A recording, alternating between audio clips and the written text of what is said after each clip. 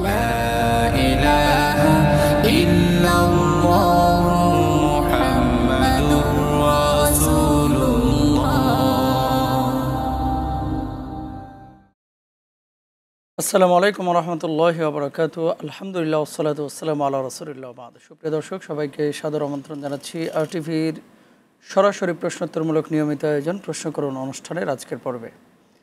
দর্শক, জীবন ঘনিষ্ঠ বিভিন্ন বিষয় নিয়ে আমরা কোরআন এবং সুন্নাহর আলোকে কথা বলি। আজকেও কথা বলার জন্য স্টুডিওতে আমন্ত্রিত হয়েছেন একজন বিজ্ঞ মেহমান, যিনি রয়েছেন বিশিষ্ট ইসলামী চিন্তাবিদ, হাজারো আলেমের উস্তাজ মোহতারাম ডক্টর আনম রফিকুর রহমান আল মাদানী। আসসালামু আলাইকুম ওয়া রাহমাতুল্লাহি ওয়া বারাকাতুহু। ওয়ালাইকুম আসসালাম। উস্তাজ, কেমন আছেন আপনি? আলহামদুলিল্লাহ, আপনি কেমন আছেন? আলহামদুলিল্লাহ।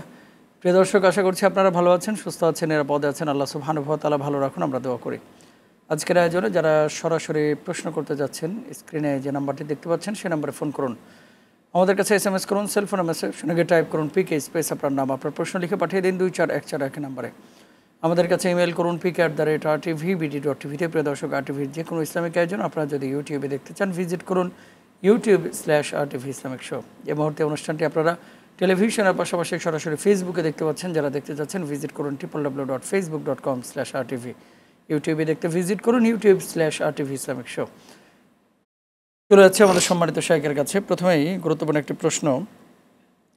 হজ্জের মৌসুম চলছে মোহতারাম, আসলে হজ তো আমরা অনেকেই করি, টাকা থাকলে কি একজন মানুষের উপর হজ ফরজ, নাকি টাকার একটা পরিমাণ আছে এবং শারীরিক সক্ষমতা, মানসিক সক্ষমতার এই বিষয়টাও শর্ত শরাইতের সাথে সম্পৃক্ত? কাদের উপরে কখন কত টাকা থাকলে বা কী পরিমাণ অর্থ থাকলে হজ ফরজ হয়? বিসমিল্লাহ, আলহামদুলিল্লাহ, ওয়াসসালাতু ওয়াসসালামু আলা রাসূলিল্লাহ ওয়া বা'দ। কোরআনে কারীমে আল্লাহ পাক বলেছেন, আউযু বিল্লাহি মিনাশ শাইতানির রাজীম, ওয়ালিল্লাহি আলান নাসি হিজ্জুল বাইতি মান ইসতাতা ইলাইহি সাবিলা। যার ইস্তিতাআত আছে, সক্ষমতা আছে, তার জন্য আল্লাহকে খুশি করার জন্য হজ করা ফরজ। এখন সক্ষমতা কি? এটা তিন প্রকার। একটা হল শারীরিক, একটা আর্থিক, একটা নিরাপত্তার ব্যবস্থা। প্রথম হল আর্থিক, অর্থাৎ মক্কা যাওয়া, মক্কা, মিনা, মুজদালিফা অর্থাৎ হজের কার্যগুলি সম্পাদন করার জন্য যাওয়া আসার অর্থ তার কাছে থাকা, সেখানে থাকা, খাওয়া ইত্যাদি নিয়ে, এবং যেই পরিমাণ সময় সে বাইরে থাকবে, পরিবার থেকে আলাদা থাকবে, তার পোষ্যদের জন্য ওই টাইমের জন্য সেই প্রয়োজনীয় খাবার দাবার ইত্যাদি ব্যবস্থা করে দিয়ে যেতে পারে, তাহলে তার বোঝা গেল তার আর্থিক সক্ষমতা আছে। দ্বিতীয় হলো শারীরিক সক্ষমতা, অর্থাৎ শারীরিক সুস্থতা। সে মক্কা শরীফ বা কার্যক্রমগুলো, আরাফা, মিনা, মুজদালিফা ইত্যাদি কার্যক্রমগুলি করার জন্য তার শরীরের শারীরিক অ্যাবিলিটি আছে কিনা, সক্ষমতা আছে কিনা। যদি সুস্থ থাকে তাহলে এটা আরেকটা স্তর। সক্ষমতা হলো শারীরিক সক্ষমতা বা সুস্থতা। আরেকটা হলো রাস্তা নিরাপদ হওয়া, অর্থাৎ রাস্তায় কোনো চোর, চুরি ডাকাতি হবে, ডাকাত হাইজ্যাক করবে ওকে, অথবা কোনো ধরনের দুর্ঘটনা ঘটতে পারে, যুদ্ধ বিগ্রহের কারণে, বিভিন্ন কারণে নিরাপত্তার বিঘ্নত হতে পারে। এমন কোনো কিছু যদি হয় তাহলে নিরাপত্তাহীনতা ভোগবে সে। অথবা কোনো সরকার কর্তৃক যদি সে বাধাগ্রস্ত হয়, সরকার যেতে দিচ্ছে না, আর্থিক সক্ষমতা আছে, শারীরিক সক্ষমতা আছে, কিন্তু কোনো সরকার কর্তৃক তাকে বাধা দেওয়া হচ্ছে, যেতে পারবে না সে, তাইলে বোঝা গেল তার রাস্তা নিরাপদ নয়, যাওয়ার জন্য সে ফিট নয়। অতএব এই তিনটা ক্ষমতা যখন তার থাকবে, সক্ষমতা আর্থিক, শারীরিক এবং রাস্তা নিরাপত্তা, এই তিনটা যখন কনফার্ম হবে এবং তার পরিবারের খরচ দেওয়ার মতো সামর্থ্য তার থাকবে, তাহলে তার উপরে হজ করা ফরজ, এবং জীবনে একবারই সে হজ করবে আল্লাহকে খুশি করার জন্য। শুকরান, জাযাকাল্লাহ। একজন কলার রয়েছেন, আমরা কথা বলার চেষ্টা করছি। আসসালামু আলাইকুম। ওয়ালাইকুম আসসালাম। আমি তো ফাজল হোসেন জিনাইদা থেকে বলছি। জি, আপনার প্রশ্নটা বলেন। আমার প্রশ্ন হলো, আমি কিছুদিন আগে, 4-5 বছর আগে একটা মুদিখানা দোকান ছিল আমার। তা আমি ওই সময় খুবই অসুস্থ হয়ে যাই। অসুস্থ হওয়ার কারণে আমি আর দোকান চালাতে পারি না। মুদিখানার মাল শেষ হয়ে গেলে ওই দোকানে আমার স্ত্রী আর কি সেলাইয়ের কাজ করছে। তা আমাদের মহল্লার মসজিদের ইমাম বলেছে, যার স্ত্রী দোকান চালাবে তিনি তাকে দায়ুস বলা হয়, দায়ুসরা জান্নাতের গ্রানও পাবে না। আমি তো বর্তমানে অসহায়, আমার সংসার চলে না, স্ত্রীর ইনকাম কতরকম চলে, তাই এ বিষয়ে কি বলবেন? খুব গুরুত্বপূর্ণ বিষয় ভাই, আপনি আমাদের সঙ্গেই থাকুন, আমরা আলোচনা করবো ইনশাল্লাহ। আসলে গ্রাম অঞ্চলে অনেক সময় এই ধরনের বিষয়গুলো যখন আসবে, বিজ্ঞ প্রাজ্ঞ স্কলারের কাছে এভাবে প্রশ্নগুলো জিজ্ঞেস করে নেবেন। সব সময় তো লাইভে লাইন পাবেন না, কিন্তু স্থানীয় যে বড় আলেম তার কাছে যাবেন, যিনি সত্যিকার অর্থে শরিয়া বোঝে। অসুস্থ মানুষ দোকান চালাইতেন, এটাই তার জীবিকা নির্বাহের জন্য একটা মাধ্যম ছিল। অসুস্থ হয়ে যাওয়ার পরে কিভাবে চলবে, তাই স্ত্রী সেখানে দোকানদারি করেছে। ইমাম সাহেব ফতোয়া দিয়েছে, কেউ যদি ফতোয়া বলতে মানে সমাধান দিয়েছেন, কেউ কারো স্ত্রী যদি দোকানে বসে সে দায়ুস, সে জান্নাতে যাবে না। এই বিষয়টাকে আপনি কিভাবে দেখছেন? ইসলাম কি আসলে এই বিষয়গুলোকে এভাবে বলেছে, নাকি এক্ষেত্রে কোনো দিক নির্দেশনা আছে? জি, আসলে মহিলাদের কর্মক্ষেত্র জি শুধুমাত্র যে ঘরে সীমাবদ্ধ তা নয়।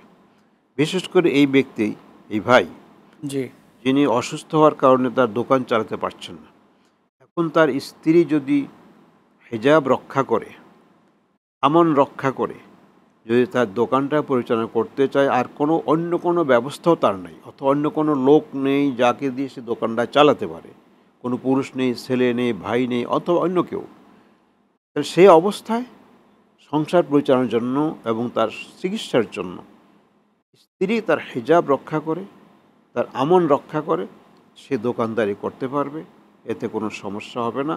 শরীয়তের দৃষ্টিতে এটা জায়েজ, এবং এটা সাহাবাদের মাঝে কেউ কেউ এটা করেছেন, অতএব এটা করতে পারবে প্রয়োজনের স্বার্থে, বিনা প্রয়োজন নয়। এটা এমনি শখে বসে তা না, এটা বিশেষ প্রয়োজনের খাতিরে এটা করতে পারবে এবং এটা জায়েজ হবে। আচ্ছা, হিজাব মেনটেন করে কোনো, আমার অনেক মা বোনেরা এখন কিন্তু আপনার কাপড়ের বিজনেস করেন, ড্রেসের ব্যবসা করে, এরকম তারপরে ঘরে খাবার বানিয়ে বাইরে বিক্রি করছে। এটা একসময় ছিল না, এমন অনেক উদ্যোক্তা নারী বের হয়েছে। তো কেউ যদি শালীনতার মধ্যে থেকে এই ধরনের কাজে অংশগ্রহণ করতে চায়, এটা এই কাজগুলো ইসলাম কি নিরুৎসাহিত করে না উৎসাহিত করে? কেউ যদি শালীনতা রক্ষা করে, হিজাব রক্ষা করে, পর্দা রক্ষা করে যদি করতে চায়, বিশেষ করে আজকে যেগুলো হোম ডেলিভারি, বাড়ি থেকে বানিয়ে হোটেলে দিয়ে দেয়, ওখানে তারা বিক্রি করে, এতে তার একটা ইনকামের ব্যবস্থা হয়ে যায়। অথবা শাড়ি দোকান বলে, কাপড় যেটাই হোক, যদি শালীনতা রক্ষা করে, হিজাব রক্ষা করে, আমন রক্ষা করে যদি সে করতে পারে এবং তার বিশেষ প্রয়োজনও রয়েছে, তাহলে এটা শরীয়ত অ্যালাউ করবে, শরীয়ত নিষেধ করবে না। ধন্যবাদ সম্মানিত শেখ। আচ্ছা, তারপরে এখানে আরেকটি প্রশ্ন, সেটি হচ্ছে, রাগ করে কেউ যদি রিক্সাওয়ালাকে রিক্সার যথাযথ ভাড়া না দিয়ে বাড়িতে চলে যায়, এটা হকুল ইবাদের সাথে সম্পৃক্ত কোনো বিষয় হবে কিনা, মানে বান্দার হক নষ্ট করার সাথে? জি, যেহেতু রিক্সাওয়ালা তার কাছে প্রাপ্য, তার অধিকার, কারো অধিকার থেকে তাকে বঞ্চিত করা জুলমের অন্তর্ভুক্ত। অতএব সে যখন তার অধিকার তাকে বঞ্চিত করলো, অতএব বান্দার হক নষ্ট করেছে, এই জন্য সে দায়ী হবে। যদি এই দুনিয়ায় না দেয়, পরকালে হইলেও তাকে দিতে হবে, এবং সেটা নিবে, তখন তার সওয়াব থেকে নিয়ে যাবে, অথবা তার গুনাহ তার কাঁধে চাপিয়ে দেওয়া হবে। তার অধিকার তাকে আদায় করে দিতে হবে। এখানে কোনো জুলমের শিকার, অতএব এটা ছাড় দেওয়ার কোনো সুযোগ নেই। ধন্যবাদ। আরেকজন কলার রয়েছেন, আমরা কথা বলার চেষ্টা করছি। আসসালামু আলাইকুম। ওয়ালাইকুম আসসালাম। জি, আপনার প্রশ্নটা বলেন। প্রশ্নটা হচ্ছে যে, আমি একটা মক্তবে আজান দিয়ে এবং নামাজ পড়ি, বুঝছেন? অনেকে বলে মালিকানা জায়গা, এখানে আপনার নামাজ হবে না, বুঝছেন? আচ্ছা,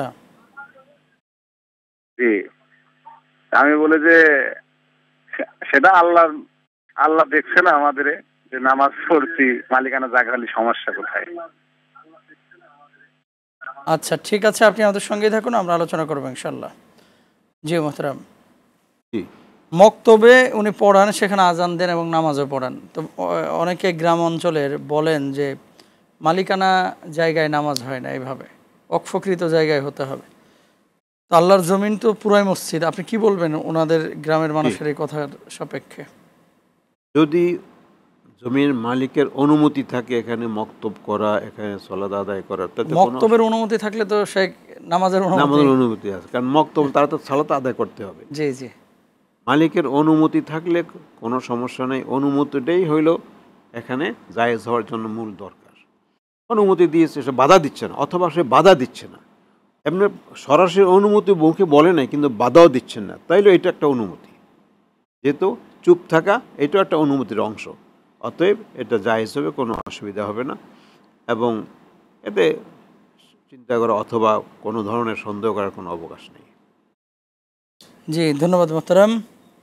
তারপরে কেউ যদি প্রতিনিয়ত তার স্ত্রীর বাবা মায়ের সাথে দুর্ব্যবহার করেন তাহলে স্ত্রী করণীয় কি? অনেক সময় শ্বশুর শাশুড়ির সাথে দেখা যাচ্ছে স্বামী খুব দুর্ব্যবহার করছে, এক্ষেত্রে করণীয় কি?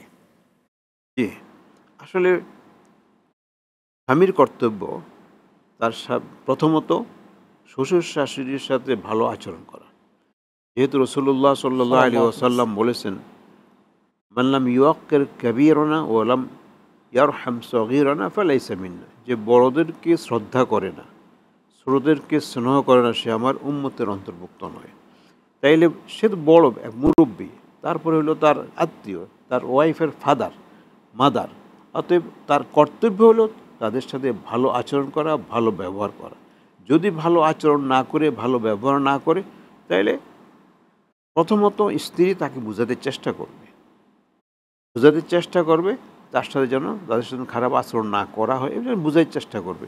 এছাড়া অন্য কাউকে দিয়ে, কোনো মুরব্বী দিয়ে স্বামীকে বোঝাবার চেষ্টা করবে যে তারা মুরব্বী মানুষ, তাদের সাথে বদ আচরণ করা, অসৎ আচরণ করা শরিয়াসম্মত নয়, এবং বৈষয়িক দিক থেকে, সামাজিক দিক থেকেও এটা সম্পূর্ণ বেয়াদবি, একটা অন্যায় হিসেবে গণ্য হবে।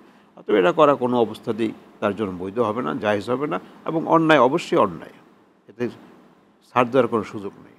জি, ধন্যবাদ মোহতারাম। তারপরে আরেকটি প্রশ্ন, একজন কলার অপেক্ষা করছেন, আমরা কথা বলার চেষ্টা করছি। আসসালামু আলাইকুম রহমতুল্লাহ। দর্শক, আপনি কি শুনতে পাচ্ছেন? কতবার হজ করতে পারবে? আচ্ছা, আপনি আমাদের সঙ্গেই থাকুন, আমরা কথা বলার চেষ্টা করবো ইনশাআল্লাহ তাআলা। একজন ব্যক্তি কতবার হজ করতে পারবে? মোহতারাম আপনার কাছে এই প্রশ্নটি করেছেন।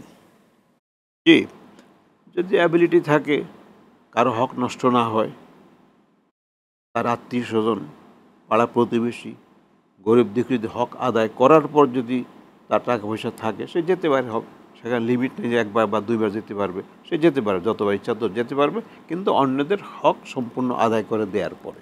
এবং সেকেন্ড টাইম, থার্ড টাইম হজ করা অনেক মুস্তাহাব হলেও যদি তার অ্যাবিলিটি থাকে সে যাবে। আর দ্বিতীয়, আমি একটা বিষয় এখানে বলি, অনেক সময় অনেকে এই কথাটা বলে থাকেন যে এই টাকাটা গরিব মানুষের মাঝে বন্টন করে দেওয়াটা বরং উত্তম, বেশি তৃতীয়বার হজ করাচ্ছি। আমি বলি, আপনার বাড়ি যখন করেছেন সেখানে বিদেশি টাইলস লাগান, সেটা না করে আপনি গরিবকে সাধারণ টাইলস লাগিয়ে অত সাধারণভাবে গরিবকে দিতে পারতেন। সেই ক্ষেত্রে প্রশ্নটা আনেন না। জামা কাপড় পরেন, খুব দামি দামি জামা পরেন, সাধারণ জামা কাপড় পরে বাকি টাকাটা গরিবটি দিয়ে দিতেন, সেখানে তো গরিবের প্রশ্ন আসে না। কিন্তু হজ ওমরার ক্ষেত্রে খালি গরিবের প্রশ্ন আসে, কোরবানি করার ক্ষেত্রে গরিবের প্রশ্ন আসে, যে গরুটা জবা না করে টাকাটা দিয়ে দিলে গরিব উপকৃত বেশি হইতো। কিন্তু ওখানে আপনার বাড়ি করার সময় কোটি কোটি টাকা খরচ করে বাড়ি করেন, বিদেশ টাইলস লাগান, বিদেশ ফিটিংস লাগান, তখন তো বলেন এত টাকা খরচ না করে গরিবটা টাকাটা দেই, আমি কোনো রকমের বাঁচার মতো একটা ব্যবস্থা করি, সে তো করে না। কিন্তু এখানে আসলে এত প্রশ্নগুলো আসে। ধন্যবাদ মোহতারাম। আরেকজন বোন প্রশ্ন করেছেন অনলাইনে, নার্গিস আক্তার, দুরূদ শরীফ, তারপর জিকির আজকার, এগুলো মেনস্ট্রুয়েশনের সময় পড়তে পারবেন কিনা? জি, জিকির তাসবিহ তাহলিল পড়তে পারেন, শুধু কোরআন পড়তে পারবেন না, কোরআন তেলাওয়াত করতে পারবেন না মিন্স অবস্থায় বা নাপাক অবস্থায়, বাকি তাসবিহ তাহলিল দুরূদ পড়তে পারবেন। আচ্ছা, ঠিক আছে মোহতারাম।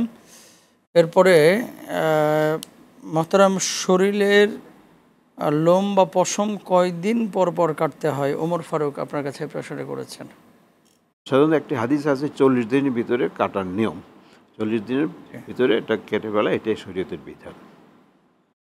40 দিন না কাটলে নামাজ হবে না, এরকম কোনো নামাজ হবে না এরকম কোনো বিধান নেই, এরকম কোনো হাদিস নেই। আরেকজন কলার রয়েছেন, আমরা কথা বলার চেষ্টা করছি। আসসালামু আলাইকুম।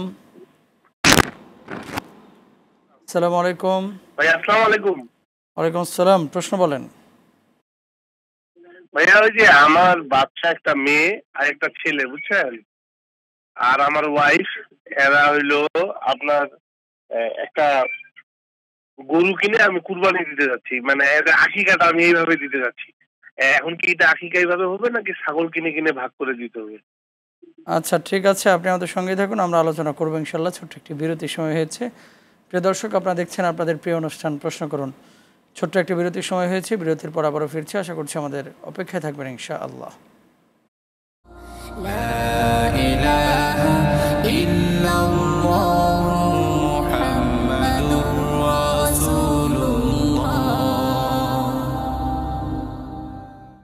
আলহামদুলিল্লাহ, বিরতির পরে আবারও সবাইকে সাদর আমন্ত্রণ জানাচ্ছি। প্রিয় দর্শক, আপনারা দেখছেন আপনাদের প্রিয় অনুষ্ঠান প্রশ্ন করুন। আলোচনা করছেন মোহতারাম ডক্টর আনোয়ার মাওফিকুর রহমান আল মাদানী। সম্মানিত শাইখের কাছে আবার আমরা চলে যাচ্ছি। বিরতির আগে একটি প্রশ্ন এসেছিল। অনেক সময় দেখা যায় দুই ভাই এক বোন অথবা ভাইয়ের ছেলে মেয়ে অনেকেরই আকিকা দেওয়া হয়নি। তো ফ্যামিলির একজন অভিভাবক তিনি চিন্তা করলেন একটা গরু কিনে সবার পক্ষ থেকে আকিকা দিয়ে দিই, বা কোরবানির সাথে আকিকার ভাগ মিলিয়ে দিই, জায়েজ আছে কিনা?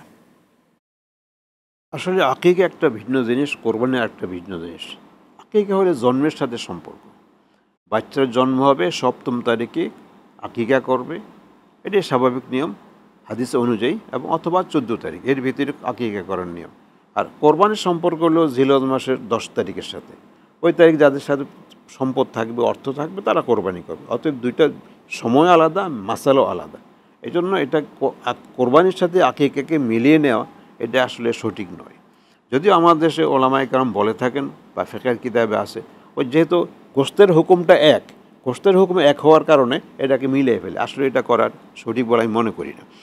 আর দ্বিতীয় হইল যে আকিকা করতে চায়, আকিকা করবে ছেলে হলে 2টি ছাগল, মেয়ে হলে 1টি ছাগল।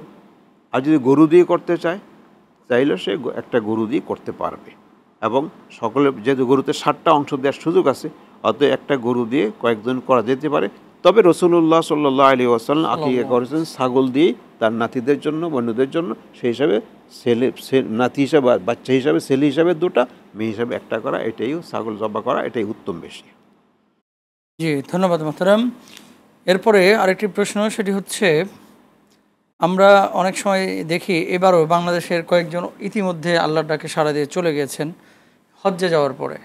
তো বাইতুল্লাহ জিয়ারতে গিয়ে কেউ যদি মারা যায়, আলাদা কোনো সম্মান পাবেন কিনা বা কোনো ফজিলত আছে কিনা, এটা জানবো। একজন কলার অপেক্ষা করছেন, আমরা কথা বলার চেষ্টা করছি। আসসালামু আলাইকুম। হ্যাঁ, শুনেন, প্রশ্ন বলেন। হ্যাঁ, সালাম আলাইকুম রহমতুল্লাহ। ওয়ালাইকুম আসসালাম। মুহতারাম উস্তাদ, আমার প্রশ্নটা হচ্ছে যে বাংলাদেশ থেকে যে সমস্ত উমরা কারিগণ উমরা করতে সৌদি আরবে যায়, ওদেরকে সৌদি সরকার কর্তৃক 100 গ্রাম স্বর্ণ বাংলাদেশে লিগেলি ওরা আনতে পারে।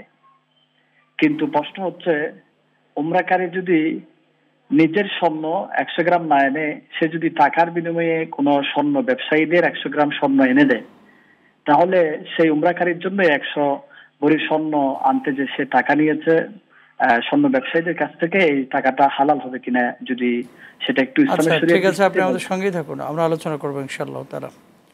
এসব শুনেছেন মোহতারাম, সেটি হচ্ছে উমরা করতে গিয়েছেন, যাওয়ার পরে সরকারি আইন অনুযায়ী 100 গ্রাম স্বর্ণ অ্যালাউড, আপনার বাংলাদেশে নিয়ে আসলে এটার কোনো ট্যাক্স দেওয়া লাগবে না।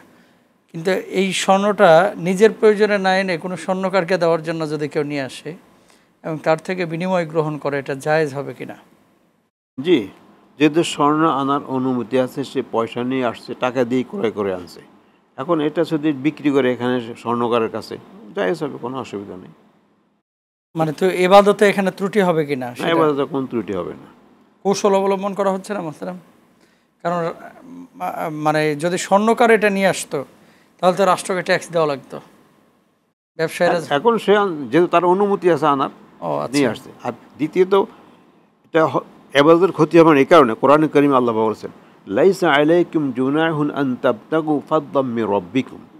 হজ করতে গিয়ে যেমন নাকি তামাত্তু হজ করবে, উমরা আদায় করেছে, এখন হালাল হয়েছে, হজের এহরাম বাঁধার আগ পর্যন্ত মাঝখান টাইমটুকু সে ফ্রি।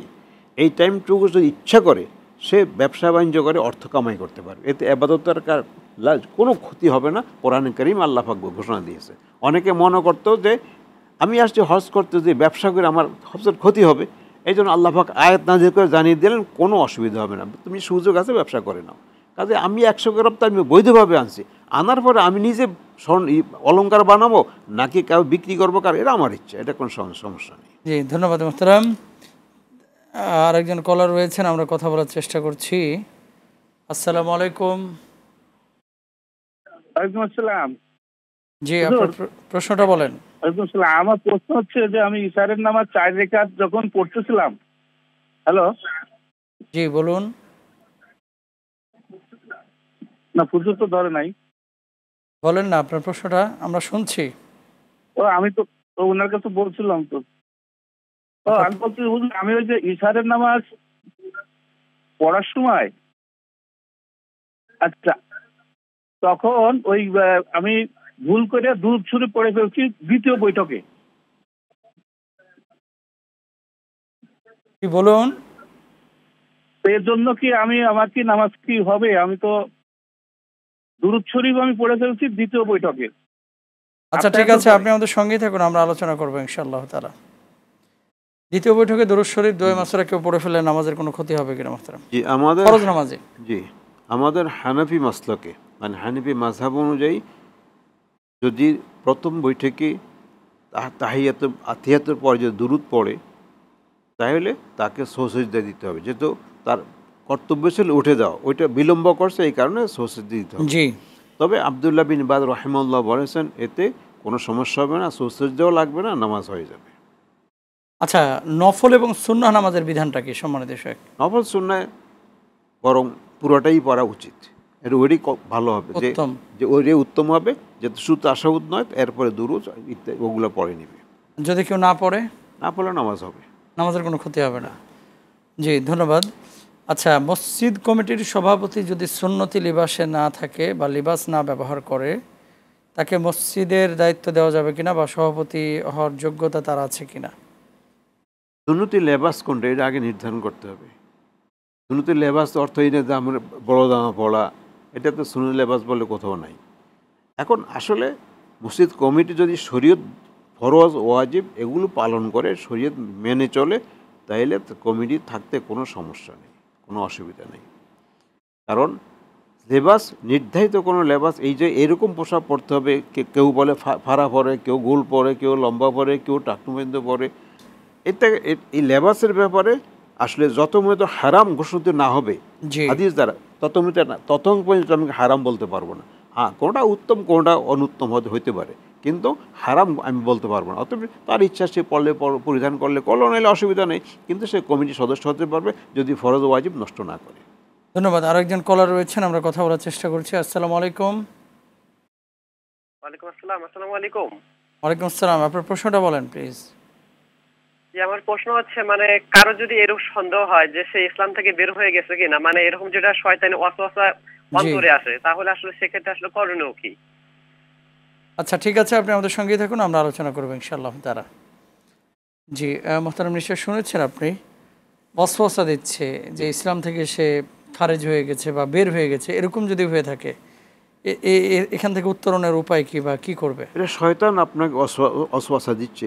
আপনি আউযু বিল্লাহি মিনাশ শাইতানির রাজিম বলে বাম দিকে 3 বার থুতু ফেলবেন, ইনশাআল্লাহ ওয়াসওয়াসা চলে যাবে।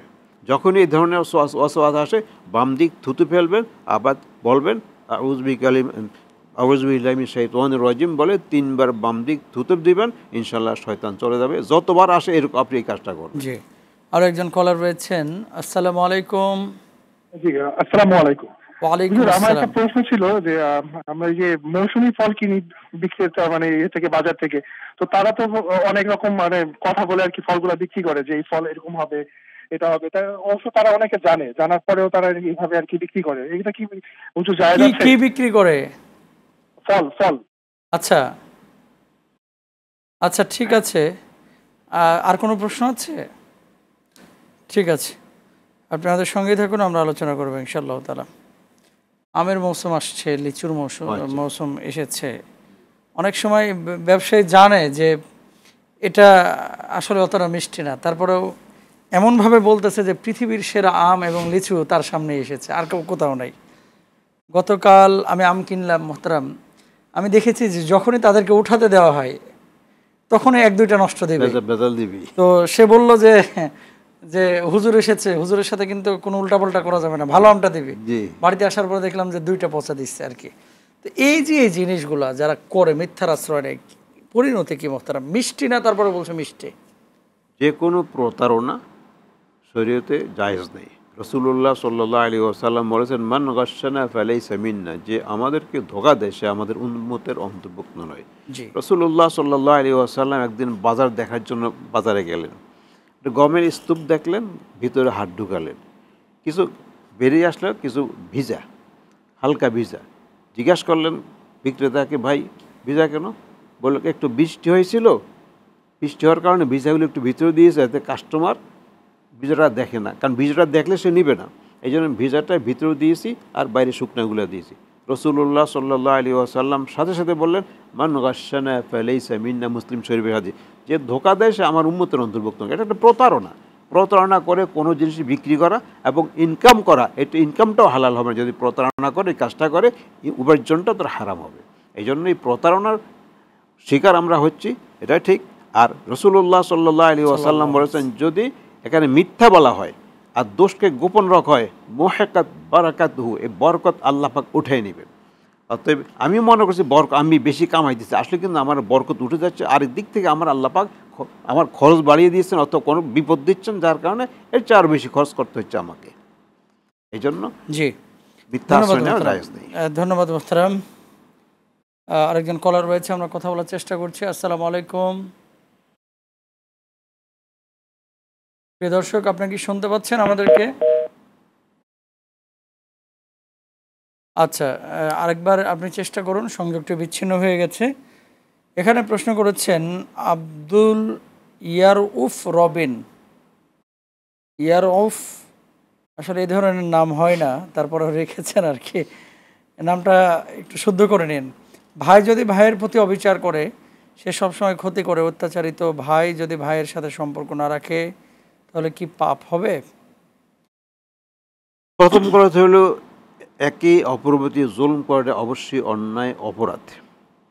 কিন্তু মজলুম ব্যক্তি যে, সে চেষ্টা করবে তার সাথে সম্পর্ককে ভালো রাখার জন্য, অর্থাৎ তার ভালো আচরণ দিয়ে তাকে জুলুম থেকে ফিরাতে চেষ্টা করবে। সে যখন বলে পারছে না, আচরণ দিয়ে করবে। এবং রাসূলুল্লাহ সাল্লাল্লাহু আলাইহি ওয়াসাল্লাম বলেছেন, আরফু আম্মান যালামাক, যে তোমার প্রতি জুলুম করেছে তাকে ক্ষমা করে দাও। আহসান মান আসা ইলাইক, যে তোমার প্রতি খারাপ আচরণ করেছে তুমি তার সাথে ভালো আচরণ করো। এই ভালো আচরণের মাধ্যমে হয়তো সে একদিন, আজকে বুঝে নেয়, কালকে একদিন সে বুঝবে যে না, আমি তো অন্যায় করছি। ঠিক এমনিভাবে জলিম যে জুলুম করছে, তাকে যদি আমি ক্ষমা করে দিই, তাকে যদি আমি বলি, তাহলে আস্তে আস্তে হয়তো একদিন সে এই জুলুম থেকে ফিরে আসতে পারে। এবং তাকে দোয়া করবে, সেই জন্য আল্লাহ যেন তাকে হেদায়েত দেয়, সহি রাস্তা দিয়ে, যে আল্লাহর কাছে দোয়া করবে সবসময়। জি, ধন্যবাদ মোহতারাম। অনেক সময় দেখা যাচ্ছে যে সম্পর্ক রাখতে চায়, তারপরে সে অন্যায় সে করেছে, সে অন্যায় করার পরে আবার কি হয়, উল্টা তারই রাগ কমে না আর কি, এরকম হয়। সেক্ষেত্রে কি করণীয়? সেক্ষেত্রে করণীয় হলো, রাসূলুল্লাহ সাল্লাল্লাহু আলাইহি ওয়াসাল্লাম পথ শিখিয়েছে, তুমি কি তাকে সালাম দিবে, যে 3 দিনের অতিরিক্ত সম্পর্ক ছিন্ন করে রাখা যায় না। লা ইয়াহিল মুসলিমিন আন ইয়াহজুর আখাহুল মুসলিম ফাওকা সালাসি লায়ালিন ফাওকাহুমা খায়রুহুমা মান ইয়াবদা বিসসালাম, যে 3 দিনের বেশি এক মুসলিম আর এই মুসলিমের সাথে সম্পর্ক ছিন্ন করে রাখতে পারে না।